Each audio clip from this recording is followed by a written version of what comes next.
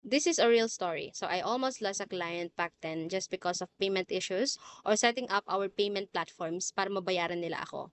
It was a very challenging for us, especially for my client kasi hindi talaga siya tech savvy and ayaw niya ng mga long process, which is exactly my situation. So we tried Wise, but since very secured si Wise, ang dami niyang hinihinging verification or business registration sa client para lang makapag-send siya ng payment from US to Philippines. So, ang daming verification process, naiinis na yung client ko as you can see from the screenshots. Sobrang naiinis na siya kasi nag-spend na siya ng 1 to 2 hours because of this verification process.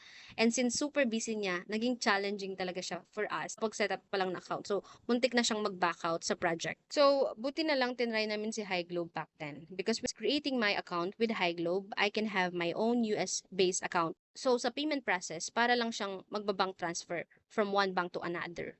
So, ganun siya kasimple. And a good thing with High Globe is since hindi nga tech savvy yung client ko and ayaw niya ng mga long process, hindi na kailangan ng client ko na mag-create ng account kay High Globe. So, kahit ako lang yung may account kay High Globe, pwede na akong mabayaran ng client ko. Isasend ko lang sa kanya yung US local bank account ko na binigay ni High Globe. Then, she can proceed with payment.